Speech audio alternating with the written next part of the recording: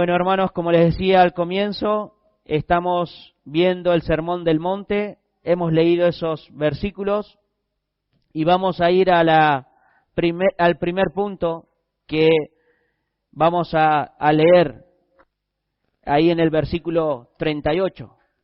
Dice, oíste que fue dicho ojo por ojo y diente por diente. Este es el primer punto. Yo le puse como título el origen del ojo por ojo y diente por diente. ¿Por qué? Porque lo que está trayendo ahí Cristo a la mente de esa audiencia, ¿sí?, principal y primera es el Antiguo Testamento. Cristo dijo, oísteis que fue dicho. Oísteis que fue dicho, ¿sí?, a través de la audiencia judía. En ese tiempo, tanto escribas y fariseos transmitían este mensaje, pero no transmitían la esencia principal de este mensaje. Entonces, vamos al origen, ¿dónde están estas palabras de ojo por ojo y diente por diente? Y algunos que tienen por ahí en sus Biblias algunos escritos, este pasaje o estas palabras que dijo nuestro Señor Jesús está en Éxodo, en Levítico y Deuteronomio. No vamos a leer aún, porque yo lo que quiero es explicarles de cómo se tomó este concepto de ojo por ojo y diente por diente, ¿sí? Estas palabras que Cristo nos habla acá son conocidas como la ley de Talión. Quizás lo han escuchado alguna vez.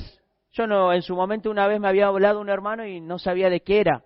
Y después, gracias al Señor, después pude aprender y después me explicó justamente este hermano, porque primera vez que le había escuchado, llevaba poco tiempo en mi cristianismo, ¿sí? La palabra talión, para aquellos que toman nota o para que se les quede reflejado en su mente, significa semejante o igual, ¿sí?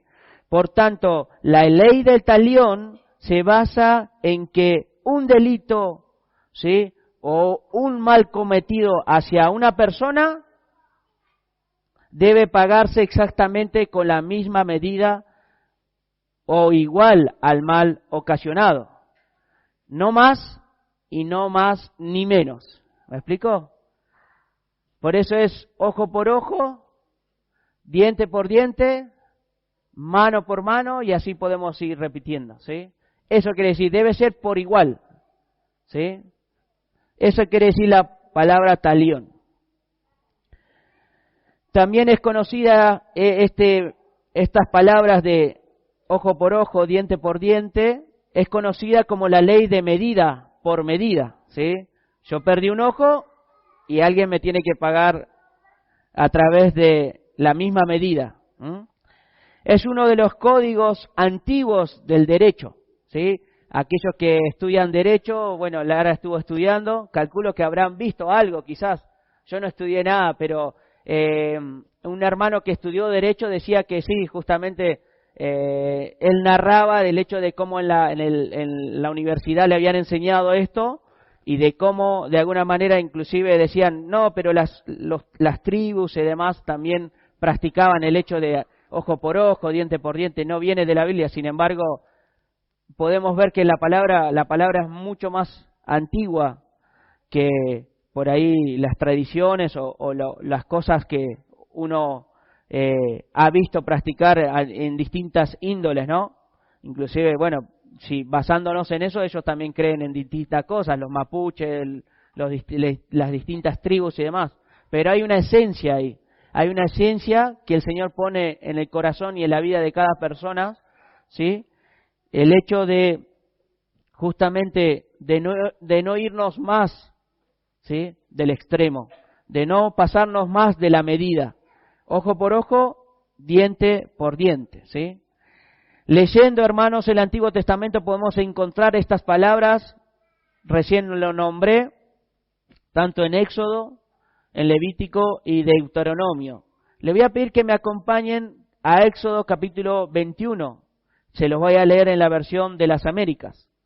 Éxodo capítulo 21, vamos a leer estas palabras que el Señor está narrando en ese sermón del monte. Éxodo capítulo 21, versículo 22 en adelante. Y dice así la palabra del Señor. Si algunos hombres luchan entre sí y golpean a una mujer encinta, ¿qué quiere decir? Embarazada, y ella aborta sin haber otro daño, ciertamente el culpable será multado según lo que el esposo de la mujer demande de él, y pagará según lo que los jueces decidan. Versículo 23, pero si hubiera algún otro daño, entonces podrás, como castigo vida por vida, ojo por ojo, diente por diente, mano por mano, pie por pie, quemadura por quemadura, herida por herida, golpe por golpe. ¿Sí? La ley de talión. Y si vamos a esos otros libros del Pentateuco, vamos a poder ver también estas partes de la ley de talión. El primer principio que nos muestra a través de este mandamiento que el Señor da es que el Señor quería reducir en el pueblo de Israel la violencia, ¿sí? Quería reducir la matanza.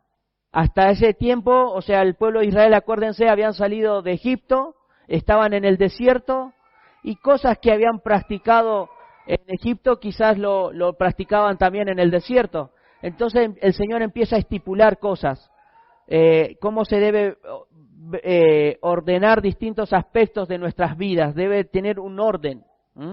Entonces, la primera esencia de lo que el Señor quiere transmitir a través de esta ley de talión es que reducir la violencia, reducir el crimen al pueblo de Israel, lo cual, estando en el desierto, cometía. El segundo propósito de esta ley del talión era evitar un castigo excesivo basándose en una venganza personal y ser impulsado por el odio. ¿Qué quiere decir esto? Que si Santi me hizo algo, yo quizás perdí la mano, pero yo voy por su vida, no por su mano. ¿Me explico? Entonces la venganza lo que quería era aplacar al Señor, que no lleguen a un extremo. ¿Por qué? Por el odio, por la ira. Entonces el Señor está diciendo, no, ojo por ojo, diente por diente. Y esto lo está transmitiendo Moisés. Ahora, imagínense, hermanos, si alguien le corta un dedo a mi hermano y yo voy y le golpeo la cabeza a esa persona que le hirió, ¿sí? Y yo quizás lo puedo lastimar aún más golpeándole la cabeza porque estoy haciendo mi propia justicia y no estoy actuando ojo por ojo, o mano por mano, o dedo por dedo. Lo cual, ¿qué pasa? Va a venir la familia de la persona la cual fui y golpeé la cabeza y empieza, ¿no? Después va mi familia. En mi barrio, en Buenos Aires, pasaba continuamente eso. No sé si les he pasado o han vivido eso. Entonces iba el hermano a buscar la venganza de lo que le hicieron a su hermano, y venía el papá, venía la mamá, venían todos y así. Y después iban, hay que ir a buscar otra vez por lo que le hicieron, porque vinieron a casa a apurarnos. Hay que ir. Y era así, ¿viste? Tremendo, o sea, ¿por qué? Porque no hay alguien que guíe de alguna manera a una justicia recta. Y el Señor está diciendo acá, no va a ser así, no va a ser venganza por lo que quieran. No, ustedes no van a manejarse como quieren por situaciones que pasan en la vida cotidiana, sino que va a regir el ojo por ojo, diente por diente. Y esta ley, hermanos, debemos entender, no fue dada así en ámbito abierto, ¿sí?, al pueblo de Israel, sino esto es fundamental que se marquen, fue estipulada a los jueces para que actúen con sabiduría hacia los demás. Si ustedes leen después en sus casas, por tema de tiempo no vamos a leer, Éxodo capítulo 21, Levítico 24 y Deuteronomio capítulo 19, donde están estos pasajes, inclusive si pueden leer un poquito más antes, van a ver que está ahí Moisés hablándole a los jueces para que ejerzan esto, para que actúen con sabiduría y no el pueblo, porque si el pueblo actuaba en su ira, en su enojo, listo, perdí la mano, pero voy por su vida. ¿Me explico? ¿Sí? Entonces ellos sabían cómo actuar. Un pastor dice esto, ¿no? Yo tengo a mi vecino y mi vecino viene enojado y me pega en la boca y pierdo un diente. ¿Qué sería en la ley del talión? ¿Qué tendría que hacer? Iría a mi vecino y le tendría que perder él un diente. Pero ¿qué pasa? Voy y lo golpeo. Perdió 2 dientes. ¿Qué tendría que hacer él? ¿Sí? Estamos actuando nosotros.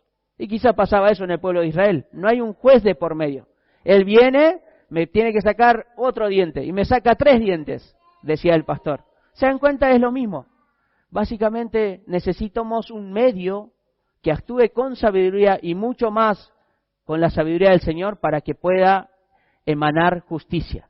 Por eso los jueces tenían que regir en esta ley. No se manejaba en el pueblo solo, ¿sí? Fue a través de los jueces que el Señor hizo llegar, ¿sí?, este mandato a la vida del pueblo de Israel en el desierto, ¿sí? Los jueces debían administrar la justicia equitativamente según el delito cometido y el daño producido, ¿sí? El juicio y la sentencia siempre eran responsabilidad de los jueces. Debidamente nombrados, ellos debían actuar con sabiduría, ¿sí? Quizás podían llegar a un acuerdo inclusive. Porque lo que el Señor quiere es que vivan una vida en restitución, vivan una vida agradable. Imagínate el pueblo de Israel, tenían que estar en el desierto todos juntos. Y si empezaban todos a sacarse los dientes, a golpearse, el Señor quería a su pueblo unido. Un pueblo que glorifique realmente al Señor. Y eso es lo que quiere de nosotros, hermanos. Ahora, en este mismo punto, voy a hablar acerca de la enseñanza de los fariseos, de cómo ellos transgiversaron. Acuérdense que en esta parte del Sermón del Monte, el Señor siempre está esta palabra con él, ¿no? En esta segunda parte del Sermón del Monte dice, pero yo os digo. Entonces hay una enseñanza previa que el Señor quiere transmitir que ellos habían escuchado. Y es la enseñanza de los fariseos. Ya pudimos ver el origen, ¿no?, del ojo por ojo, diente por diente, que está en esos libros del Pentateuco.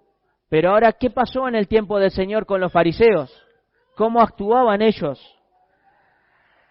Y buscando, hermanos, acerca de estos versículos, me encontré de alguna manera con una realidad, ¿sí?, que los fariseos y el pueblo de Israel, básicamente, en los tiempos del Señor, actuaban uno mismo como juez, como jurado, y a la vez aplicaba la sentencia. O sea, no iban a las autoridades civiles, ¿sí? Esta ley es civil, para aquellos que toman nota del Antiguo Testamento, pero ellos ejercían, o sea, por sí mismos. Había perdido la esencia de buscar una autoridad civil, inclusive buscar quizás dentro de los fariseos, por ahí alguien que de alguna manera marque con rigidez y sabiduría el hecho de poder, ¿sí?, recibir una demanda y poder llevarlo a juicio. ¿Qué hacían las personas? Ellos eran los mismos jueces en los tiempos del Señor, ellos eran el mismo jurado, se podría decir, y ellos eran los que aplicaban la sentencia a la sociedad, ¿sí? Las palabras del Antiguo Testamento en la época del Señor se había cambiado, lo que acabamos de leer, ¿sí? La justicia civil estaba pervertida en los tiempos del Señor. Y en lugar de ser guiados adecuadamente por la ley del ojo por ojo, diente por diente, que es la ley de talión, ¿qué hacía la gente? Ponía sus propios límites y su propia libertad de poder tomar venganza por algún pecado o por algún delito cometido. Esa sería la palabra correcta. ¿Me explico? Pasó algo con mi ganado. En ese tiempo había gente que cosechaba, tenía ganados, y el ganado era como mi trabajo. Entonces yo voy y le quemo el campo. Pero perdí un ganado, lo cual por ahí podía conseguir otro ganado. Y ¿Me explico? Pasaba esas situaciones. Yo le quemé todo el campo y él no va a tener durante un periodo sustento esa persona. Esas situaciones pasaban en los tiempos del Señor. Se había perdido la esencia del ojo por ojo, diente por diente. Lo que Dios dio la responsabilidad a los tribunales civiles, tanto en el Antiguo Testamento y en el Nuevo Testamento, la tradición judía la había transformado a una licencia personal de venganza. Hacelo. Está en la ley ojo por ojo, diente por diente. Manejate. ¿Sí? Eso es lo que Jesús va a venir ahora a explicarnos. Y eso nos lleva al segundo punto, la explicación de esta ley. La explicación, la esencia de la ley. Y ahí vamos a leer nuevamente Mateo capítulo 5, versículos 38 y 39. Oísteis que fue dicho, ojo por ojo y diente por diente, pero yo os digo, dice el Señor, no resistáis al que es malo, antes a cualquiera que te hiera en la mejilla derecha, vuélvele también la otra. Jesús nuevamente nos va a guiar, ¿sí?, acerca de este mandamiento, acerca de estas palabras, para que nosotros podamos entender realmente la esencia, lo que quiere transmitir el Señor con sus palabras. Pero antes de ir a ver esos conceptos, ¿sí?, de alguna manera el Señor trae ilustraciones. Quisiera saber si todos conocen qué es lo que quiere decir cuando el Señor dice, pero yo os digo, no resistáis al que es malo. La palabra resistáis significa poner en contra, oponerse, resistir o hacer frente, ¿sí? Eso quiere decir la palabra resistáis cuando el Señor nombra. Y acá tenemos que hacer una aclaración, hermanos, porque a través de la historia y a través de hoy en día las iglesias supuestamente cristianas, no bíblicas, ellos dicen que esta frase, ¿sí?, Cristo nos está diciendo que no debemos resistir al que es malo. Hay congregaciones no bíblicas, hermanos, en nuestra actualidad que enseñan a que no debemos tener ninguna posición en contra del mal, que simplemente deberíamos permitir, ¿sí?, que siga su curso las personas que hacen mal o que viven mal delante de Dios, o sea que están matando a alguien, que sigan su vida, o sea, no hay un freno. Sin embargo, Dios dio autoridades civiles, ¿sí? Romanos capítulo 13, Él pone a esas autoridades civiles. Algunas personas, inclusive a través de la historia, hay varios filósofos e historiadores y algunos que se hacían llamar cristianos inclusive, basándose en estas palabras que dicen no resistáis al que es malo, que dice que en una sociedad no tiene que haber policías, no tiene que haber soldados, no tiene que haber jueces. Se fueron a otro extremo, nunca entendieron qué es lo que el Señor quiere decir con esas palabras. Decían así, no debe haber. Si el Señor lo está diciendo que no debemos resistir al que es malo. Y eso, hermanos, es un error. Pensar así porque mientras exista el corazón natural del ser humano, va a existir la maldad. Una maldad que de alguna manera libre, no quiere ser reprimido, ¿no? Podemos ver las manifestaciones y demás, ¿viste? Las famosas manifestaciones que hacen por libertad y demás, las personas que de alguna manera se sienten de alguna manera sin libertad y demás. Nuestra sociedad, hermanos, hoy en día se está destrozando, ¿sí? Hoy en día podemos ver, no solo en las noticias, sino cuando vamos en las calles y demás, cómo está la maldad. Jóvenes peleando en medio de la calle, en la plaza, discutiendo, enojándose, maltratándose. El que pega mejor es glorificado, como quien decir, ¿no? Aquel que mata, de alguna manera, ¿sí?, es reconocido por la sociedad. Y Dios no lo ve así. Somos criaturas creadas por Él a su imagen. Debemos entender eso, hermanos. Y por el cuidado que Él tiene de su pueblo, implementó esta ley del talión en el Antiguo Testamento. Y eso debían practicar en el Nuevo Testamento y no lo estaban haciendo.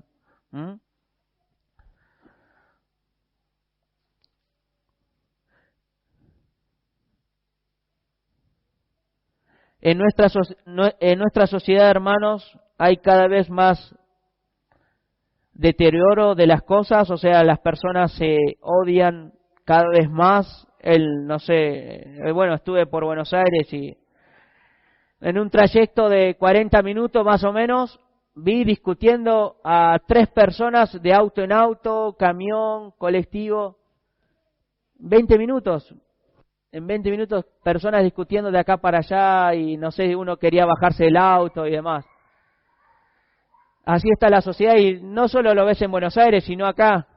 Y al remisero que me llevaba le digo, por esta zona mataron a alguien, le digo. Hace poco me enteré en las noticias porque era cerca de mi barrio. Me dice, acá matan todos los días a alguien. Es común acá, me dice. Bueno, en Madrid no pasa eso, le decía yo eso. Acá muere alguien, es una noticia tremenda. Pero allá me dice, y demás, bueno, son cosas que como la sociedad se ha acostumbrado inclusive al mal. ¿Se dan cuenta, hermanos? Eso quería por ahí comentarles. Hermanos, nosotros nos vemos obligados a ir a las autoridades, no de alguna manera lidiar con aquel que es malo. Nosotros como cristianos, hermanos, basándonos en estas palabras de nuestro Señor Jesús, debemos reportar delitos con el acto de tener compasión sobre esa vida que está cometiendo la falta, ¿sí? Recurrir a la justicia, tener una obediencia piadosa hacia los demás y cumplir con nuestra responsabilidad civil y divina. ¿Qué quiere decir esto? Si yo veo pelear a una pareja, a un matrimonio en la calle y no los conozco, ¿me voy a desligar? No, debo llamar a las autoridades civiles, a la policía para que vengan y ejerzan su autoridad. No descuiden eso, hermanos. Y lo mismo, un pastor contaba de que una vez yendo por Estados Unidos, una persona se le acercó a una jovencita y lo llevaba para un lugar desierto. El pastor actuó y llamó a las autoridades y vinieron rápido, porque él comentó lo que estaba pasando.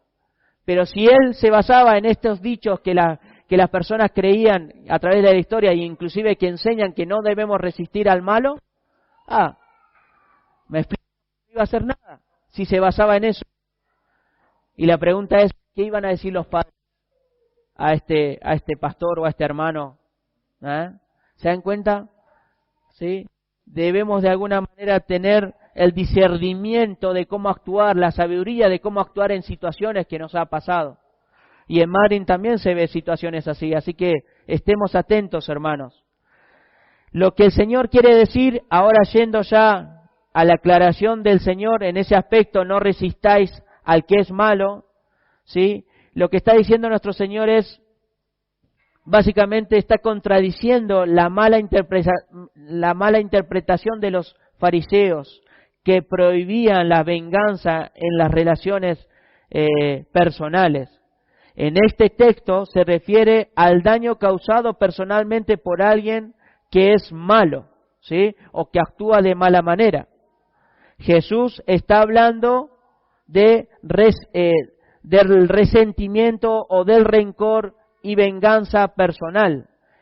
Se trata de la misma verdad que enseñada por Pablo cuando manifestó: no paguéis a nadie mal por mal, no venguéis vosotros mismos, amados míos, sino dejad lugar a la ira de Dios, porque escrito está: mía es la venganza, yo pagaré, dice el Señor. Romanos 12, 19.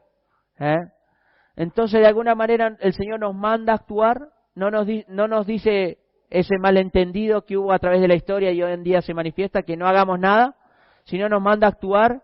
Y cuando somos nosotros de alguna manera ofendidos o maltratados, debemos buscar al Señor, la justicia, pero también debemos ir a las autoridades. Pero la mayor autoridad la tiene el Señor. Él sí es fiel, Él no va a recibir coimas, ¿sí? Para una persona que ha matado o ha robado, salga al otro día de la cárcel. ¿Me explico? Tenemos un Dios juez de toda la tierra. Entonces el Señor estaba diciendo esas palabras. Ahora vamos a ir a los ejemplos de ilustración, ejemplos de situaciones que el Señor va a nombrar ahora a partir de la parte B del versículo 39. Y leemos. 5:39 de Mateo dice esto: pero yo os digo, no resistáis al que es malo, antes a cualquiera que te hiera en la mejilla derecha, vuélvele también la otra. Esa es la primera ilustración, hermanos. Y eso tiene que ver de cómo nosotros actuamos cuando nos afecta nuestro honor, ¿sí? Cuando nos afecta de alguna manera nuestra condición, nuestra dignidad, ¿no? Y les comparto esto, hermanos. Esta primera ilustración que el Señor nos muestra, nos dice que cómo debemos reaccionar al maltrato o al insulto de una persona. Entre los judíos, una bofeteada u otro tipo de golpe en el rostro, en los tiempos del Señor, estaba entre los actos más humillantes que te podían hacer. Una bofeteada o un golpe en la cara, en la cabeza, era un acto muy humillante en los tiempos del Señor. Era de alguna manera considerado lo más indigno que podía haber en una persona que le causa eso a otra, ¿sí? Significaba tener desprecio hacia esa persona, significaba tenerlo menos que un ser humano, ¿sí? Inclusive leyendo acerca de este pasaje, pude encontrar aún los esclavos, y esto está en un libro de historia, ¿sí? Aún los esclavos preferían ser golpeados con vara o con látigo en la espalda antes que su amo le golpee con una cachetada a la persona. Un siervo, un servidor de su casa, un esclavo, prefería que lo golpee con látigo antes de una bofeteada, ¿sí? Y cuando el Señor dice, vuelve la otra mejilla, hermanos, simboliza el espíritu de no vengarnos, un espíritu que no toma represalias, ¿sí? Un espíritu humilde y apacible que se caracteriza en los ciudadanos del reino. ¿Qué quiere decir? Que si te dan cuando el Señor está diciendo, leo nuevamente esa parte, antes a cualquiera que te hiera, en la mejilla derecha, vuélvele también la otra. Y muchas veces puede pasar esta situación en nuestras vidas, ya sea, no sé si a través de una cachetada o a través de algo que te hieran, pero por ahí con tus palabras. Quizás puedes herir a alguien con tus palabras, con tus actos, así como veíamos ayer. ¿Qué debes hacer? No debes tener rencor, no debes tener en tu corazón venganza hacia esa persona. Debes pedirle al Señor tener un espíritu humilde y apacible hacia esa persona. Y tenemos un ejemplo que seguir, hermanos. El ejemplo es Cristo, que fue maltratado físicamente y que fue burlado físicamente. Acompáñenme a Mateo capítulo 26, por favor.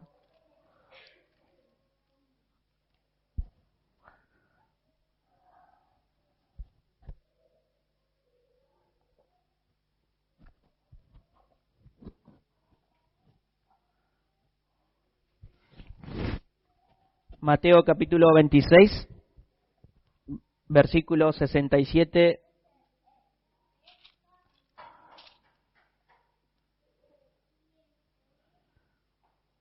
dice esto: entonces le escupieron en el rostro y le dieron de puñetazos y otros le abofeteaban. Versículo 68, diciéndonos: profetízanos, Cristo, ¿quién es el que te golpeó? Les daban bofeteadas, dice el Señor. ¿Y ustedes creen que le habrán dado una sola vez y ya es suficiente? No. No. Dice que le daban puñetazos en plural, dice que le abofeteaban en plural. No le dieron solamente un puñetazo o una bofeteada. ¿Sí? Cuando, hermanos, y esto para examinar nuestras vidas, cuando alguien es atacado, ¿sí? O cuando alguien ataca nuestros derechos o nuestra dignidad o honor, no debemos defendernos, ¿sí? Con el hecho de buscar venganza hacia esa persona que me afectó. No debe ser así. Debemos dejar en las manos del Señor y debemos orar por esa persona. Debemos ser rápidos para perdonar. Eso es fundamental en la vida cristiana, hermanos. Cualquier afecto, cualquier situación que les pase desde un matrimonio, ¿sí? Una esposa, un esposo, mi hijo, mi hija, lo que se les ocurra, un vecino, sean rápidos para perdonar, hermanos. No devuelvan mal por mal. No generen en su corazón un odio, un desprecio hacia esa persona, ¿sí? No hagan ojo por ojo, ¿sí? No lo hagan. Porque acuérdense, en este mismo sermón del monte el Señor dijo: aquel que se enoja, insulta, ¿sí? O maldice a su prójimo, ¿sí? Ya lo ha matado en su corazón. Vayamos a la segunda ilustración. Sigamos. 5:40. ¿Sí? Volviendo a Mateo capítulo 5, versículo 40, y dice esto: el que quiera ponerte en pleito, esta es la segunda ilustración, y quitarte la túnica, déjale también la capa. Esto tiene que ver con nuestra propiedad, ¿sí?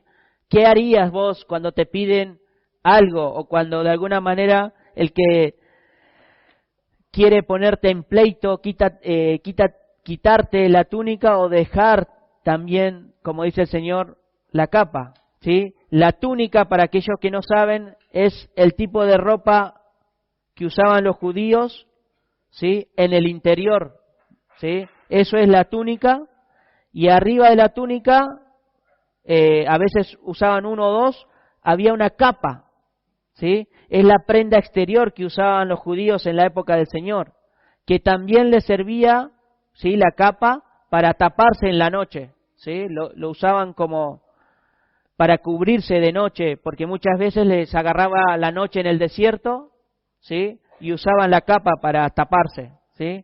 En la ley mosaica, ¿sí? En Éxodo capítulo 22, después léanlo en su casa, versículo 26 al 27, dice que la capa era tan importante para la cultura judía y para los israelitas, que por más que tengan deuda o dieron su capa como forma de pago, antes que se anochezca, antes que se entre el sol, debían devolverlo. Debían devolverlo. Es un mandato que el Señor le da a Moisés. Le dice que devuelva, porque tiene que alabar mi nombre, tiene que orar. ¿Cómo voy a escucharlo? Dice así. Así que era tan importante, el Señor le está diciendo: no solo si te piden tu ropa interna, no solo des esa ropa interna, sino da lo externo también, la capa.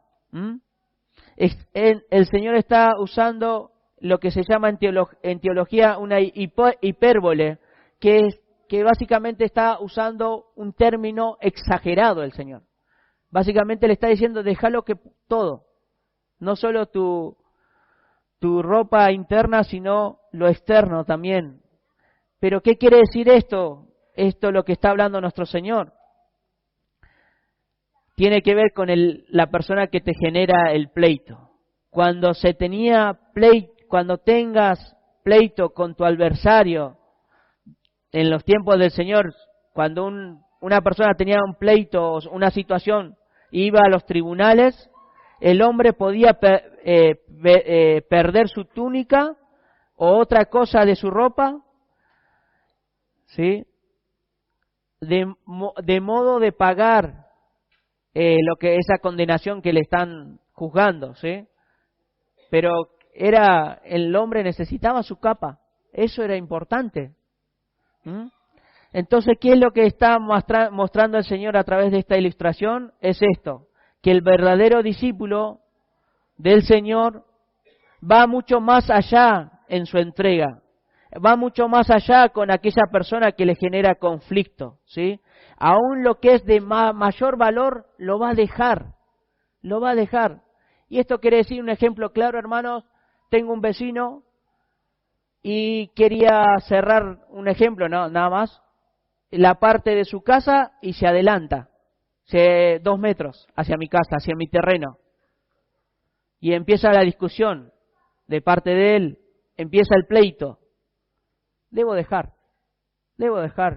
Puedo ir a ejercer autoridad, a la municipalidad y demás, pero si no pasa, más de eso, listo. ¿Para qué pelear? ¿Para qué discutir? Un ejemplo nada más. Y así puede pasar con distintas situaciones, hermanos, en nuestras vidas. Deja que viva su vida, si quiere tener más plata, si quiere tener más terreno. Vos servís y adorás y vivís una vida que al Señor le agrada. ¿Sí? El verdadero discípulo de Cristo debe estar dispuesto a renunciar a todos sus derechos por la causa de aquel que le dio todo para salvarle. La actitud de un ciudadano del reino es aquel que realmente es justo y que debe estar dispuesto a entregar incluso su capa, lo más precioso, lo más valioso que puedas tener en tu vida, hermano, hermana. Su prenda exterior era muy valiosa para esa cultura judía, ¿sí? En lugar de insultar, en lugar de buscar de alguna manera pleito, ¿sí?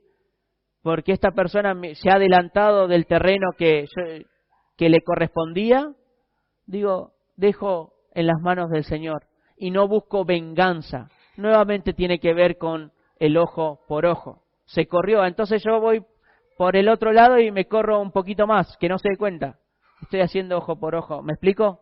Entonces tiene que ver con ese fundamento que el Señor está diciendo. No pagues mal por mal.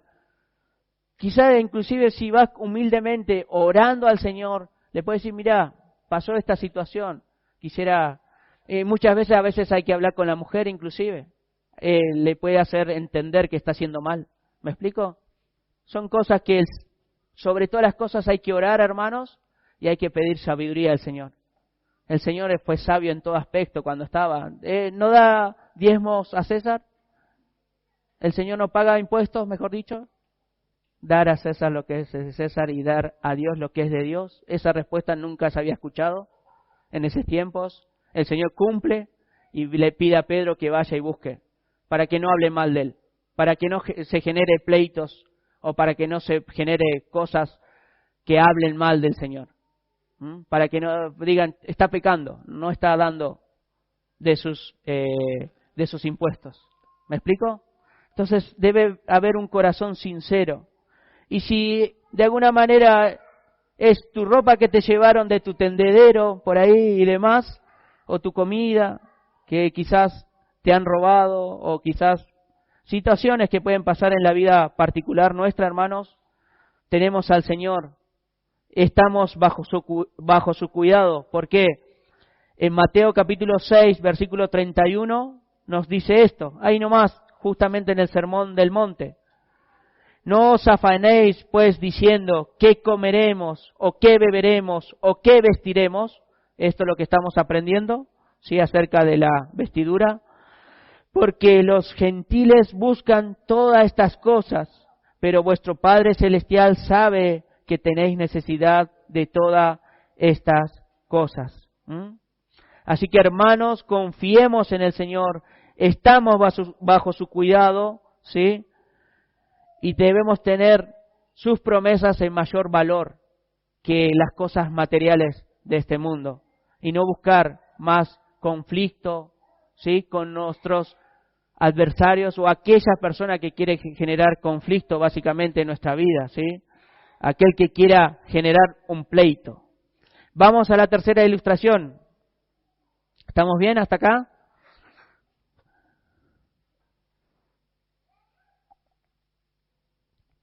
Versículo 5:41. Otra ilustración el Señor, y esto tiene que ver con la libertad, ¿sí? Cuando te atacan contra tu libertad. ¿Qué quiere decir esto? Y cualquiera que te obligue a llevar carga por 1 milla, ve con él 2. No una sola, sino 2. ¿Qué quiere decir esto, hermanos? Este es el tercer ejemplo que el Señor nos ilustra y nos indica, ¿sí?, que el ciudadano del reino de Dios debe estar dispuesto a sacrificar su libertad, ¿sí? En la ley romana, ahora ya yendo al contexto histórico de esa época, los soldados daban, ¿sí?, de obligación a personas civiles, tanto a judíos como a gentiles, mochilas, cargas que lleven 1 milla. Eso es lo que está diciendo el Señor. Y esa audiencia lo entendía. Si te dice un soldado romano, ve con mi carga, con mi mochila, con mi armadura, 1 milla, y ellos tenían que cumplir, porque había una ley que lo estableció el Imperio Romano. La ley diseñada era para aliviar al soldado. No solo causaba grandes inconvenientes en el ámbito civil, sino que se hacía aún más despreciable por el hecho de que los oprimidos, o sea, el pueblo de Israel, se los obligaba a llevar cargas de equipos y armas, ¿sí?, de sus opresores. Imagínate, con esta arma están matando a mis hermanos judíos y yo lo tengo que llevar porque está lleno de armas esta mochila o bolso, lo que se les ocurra.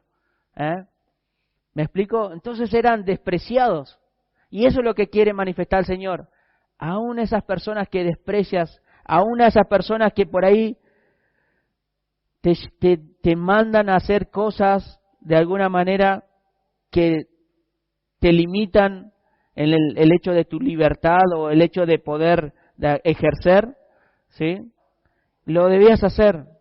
El soldado romano nunca era bien visto, era odiado por esa audiencia que el Señor a la cual el Señor está hablando. Eran obligados a llevar todo tipo de carga, ¿sí?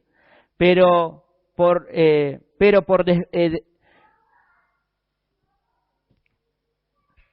cuando de alguna manera,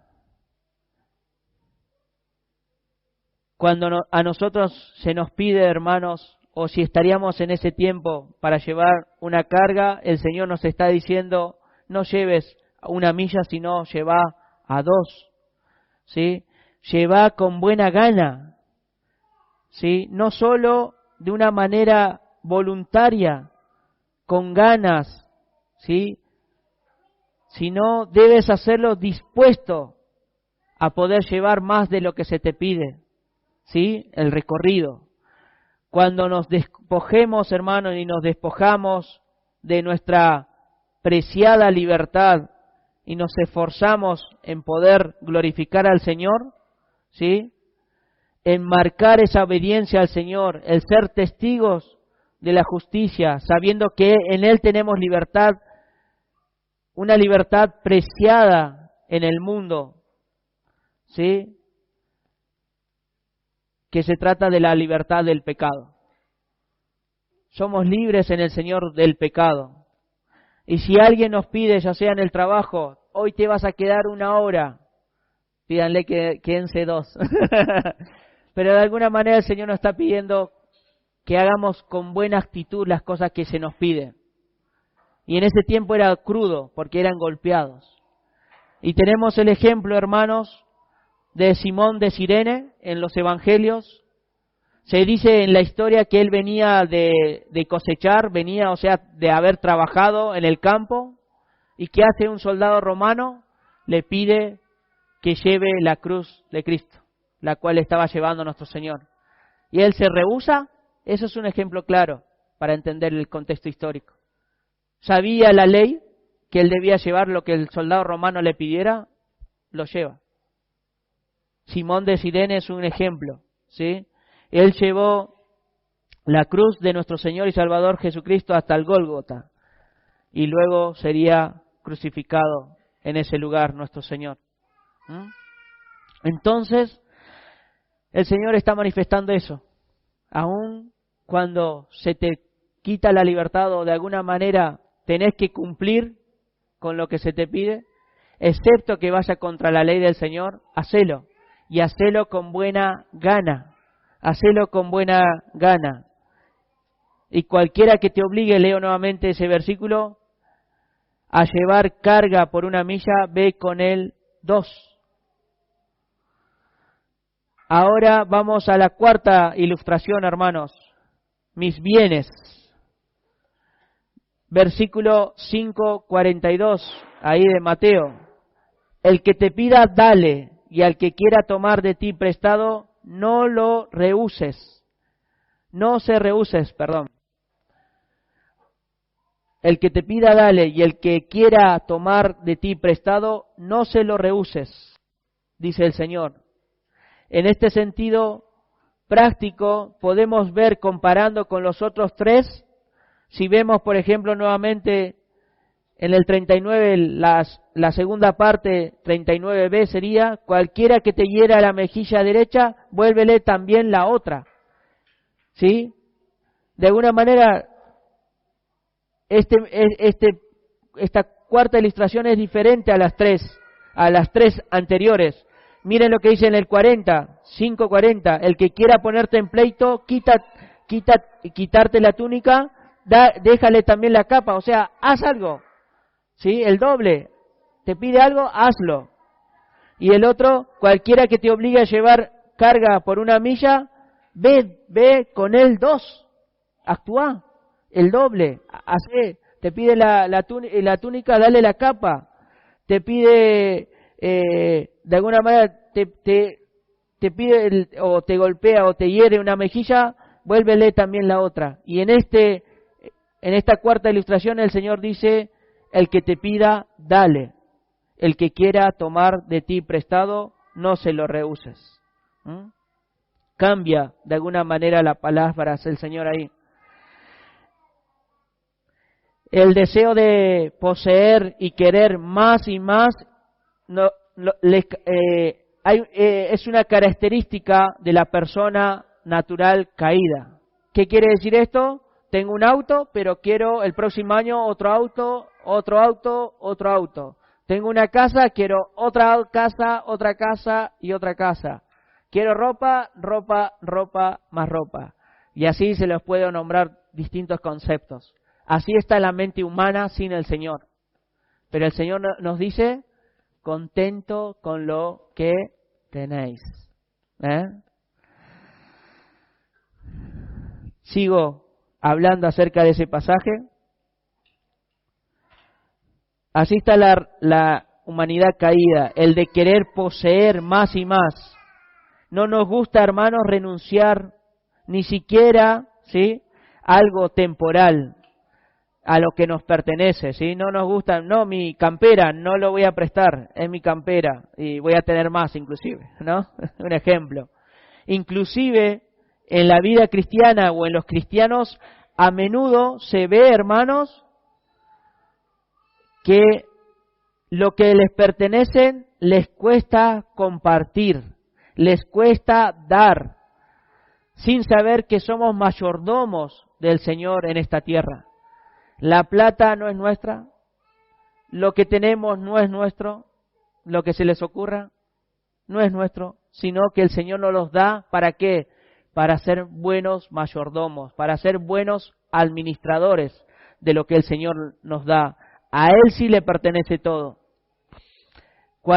El Señor lo que está diciendo: cuando alguien nos pida algo, no debemos rehusárselos. O sea, el que te pide, dice ahí el Señor, y sugiere una acción continua, ¿sí?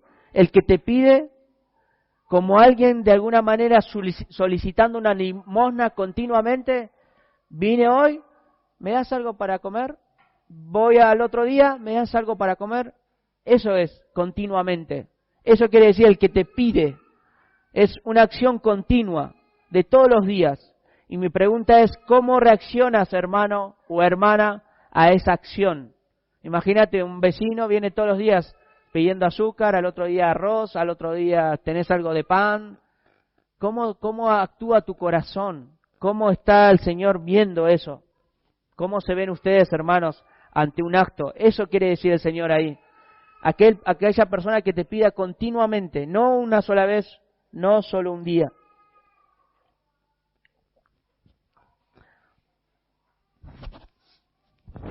Seguimos leyendo. Y el verbo dale, que dice ahí, el que te pida dale, ¿sí? La palabra dale es un imperativo, que quiere decir con urgencia. Esta persona que te está pidiendo limosna o algo, te está pidiendo con urgencia. Eso quiere decir la palabra dale en el griego. La idea no es dar como sí a todos por así. O sea, me piden, dame, toma, ¿qué más? ¿Qué más?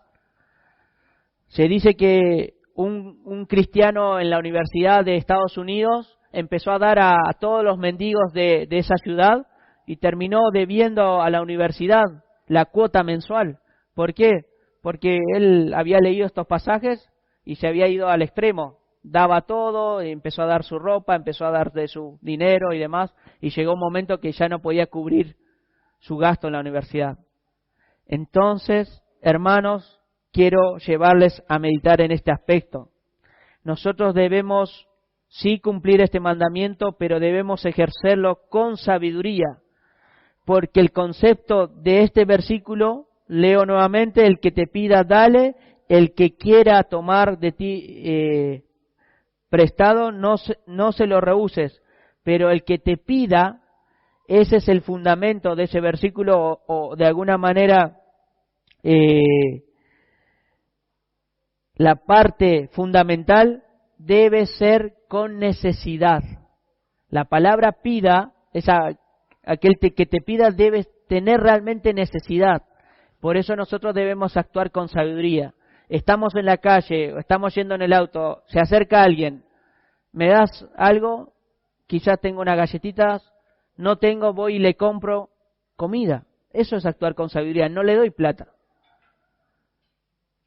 Quizás estoy en la calle, hay gente que no tiene lugar donde y duerme en la calle, te alquilo esta noche un hospedaje. Eso es actuar con sabiduría. Realmente veo la necesidad y actúo. Entonces, debemos realmente ver a esta persona que te pide si realmente está con necesidad. No estamos, hermanos, obligados a responder a toda petición ridícula o egoístas que nos hagan, ¿sí? El hecho de que por ahí, no, dame, que me ha pasado, no sé si les ha pasado, muchas veces quieren plata, no quieren un paquete de galletitas o un kilo de pan, no quieren plata. ¿Por qué? Porque quieren otro fin con esa plata. Pero nosotros de alguna manera queremos ayudarlo para poder glorificar al Señor. ¿Me explico? Entonces, no siempre tenemos que actuar, sino que hay que pedirle sabiduría. Por eso, y ver si realmente está necesitando o por ahí está pidiendo una persona que se está haciendo de alguna manera el vivo, se podría decir, pidiendo en los semáforos y demás, ¿no? Debes pedirle al Señor, hermanos, sabiduría, discernimiento. Como les dije, debes, en el caso que te toca una persona que te pide para cumplir este mandamiento, ¿sí? Realmente buscar de la sabiduría del Señor y actuar, ya sea comprándole alimentos o alquilándole un hospedaje o comida, ¿sí? Y demás. También en este pasaje está implícito el principio que debemos ofrecer, ¿sí? A aquellos que están en necesidad, ¿sí? Y que conozcamos la necesidad. Si realmente estoy viendo una hermana, un hermano, una familia, ¿sí? O un matrimonio con necesidad, ya lo sé. Eso debo actuar. Se implica también este concepto. Debo ser generoso, hermanos, y amoroso en ayudarnos los unos a los otros. Y debo hacerlo con buena gana. No diciendo, che, otra vez tengo que darle de la bolsita de alimentos. Otra vez tengo... No, eso ve el Señor, ese corazón de cómo está. George Mueller dijo esto. Hubo un día en que morí totalmente a George Mueller. Sus opiniones, sus preferencias, sus gustos y su voluntad. Morí al mundo y a su aprobación y censura, dice. Morí a la aceptación o a la culpa, incluso de mis hermanos y amigos. Y desde entonces he estudiado solamente para mostrarme aprobado ante Dios. No él, sino Dios. ¿Sí? Murió a lo que le gustaba, lo que hacía, su hobby, lo que se les ocurra. Él dedicó su vida para estar aprobado por Dios. Y ayer podíamos ver, ¿no?, esos textos de Mateo, cuando dice el Señor, porque tuve hambre y no me diste de comer, tuve sed y no me diste de beber, estuve desnudo y no me vestiste, estuve enfermo y no me visitaste. Hay dos lugares a las personas que no ejercen su práctica como cristiano, como discípulo del Señor. Hay un lugar que nos espera, pero hay un lugar para aquellos que no practican esto. Ya casi finalizando, hermanos, lo último que nos queda para aprender de ese versículo 42, dice, a cualquiera al que quiera tomar de ti prestado, no se lo rehuses. El verbo tomar prestado significa pedir prestado. ¿Sí? En los tiempos del Señor, de alguna manera alguien pedía prestado, pero la otra persona que le prestó estaba de alguna manera esperando la devolución. Y en los tiempos del Señor muchas veces la devolución era con intereses. Quizás te presté, 10 denarios, pero te traje por ahí para que comas un cabrito. Un ejemplo, ¿no? De alguna manera el Señor está ilustrando esto. Leo nuevamente. El que quiera tomar de ti prestado, no se lo rehuses, pero entendé, es prestado, debes devolverlo. Para finalizar, hermanos, ¿cómo podemos nosotros seguir el ejemplo de poder practicar esto? De no pagar ojo por ojo a aquellas personas que nos afectan.